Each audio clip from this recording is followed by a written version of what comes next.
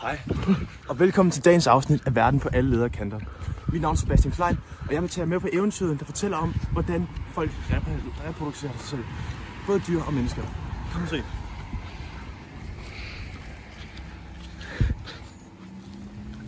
Her ser vi et pragteksemplar af en menneskekrop. Men hvordan fungerer den indeni? Hvordan er den opbygget? Og hvorfor er den opbygget, som den er? Det vil jeg gerne vise jer. Kom med igen. Den var. Peter, vidste du faktisk godt, at som mand, der har du stand til at koge sæd, og det er kvinder ikke? Nej, det vidste du ikke. Ikke. Skal jeg fortælle dig hvorfor? Det må du meget gerne. Så kom med igen. Hvis man kigger på biologien på mænd og kvinder, er der også utrolig stor forskel på, hvordan man ligesom producerer sæd og menstruerer, og ikke sæd herover. Problemet er nemlig, at kvinder de har is i sin krop, og det gør, at de ikke kan koge sæden lige så godt, som mænd kan.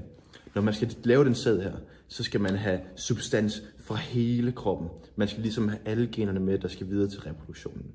Det formår mænd at gøre lige så godt, som kvinder formår at gøre. Dog har mænd en indbygget koger i deres mave, der kan koge sæden, som så kan komme ud som en færdiglavet substans, der kan videreføre slægten. Det kan kvinder ikke.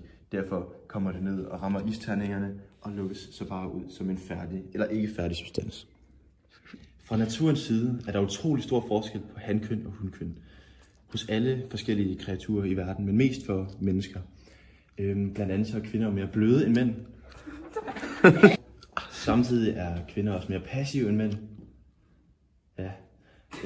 Mænd er så noget mere aktive end kvinder er, som man kan se på vores mand her. Samtidig er mænd også meget modige, hvor kvinder ikke er så modige. Mænd er også meget mere stærke end kvinder. Kvinder er noget mere lumske, og man kan ikke stole på dem, hvorimod mænd er meget mere, ikke lumske. Ja, kvinder har meget mere medlidenhed, også bedre til at opfostre fostre. Men de er til gengæld også meget nemmere at narre, men de er lidt mere afførende på den måde. Så kan mænd koge sæd, og det kan kvinder altså ikke, fordi de er simpelthen for kolde indeni, men de er brandvarme. Som jeg sagde før, er der stor forskel på kvindekøn og det mandlige køn. Det kvindelige køn er automatisk et handicap, fordi de bliver født med den her lavere temperatur.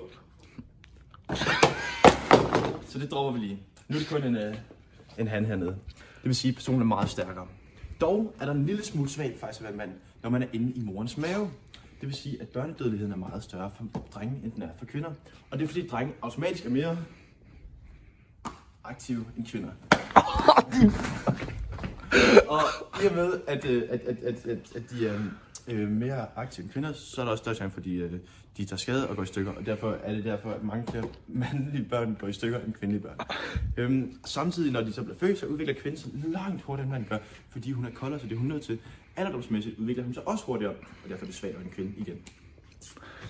Du ved det også mig, mand. Der er det ret godt.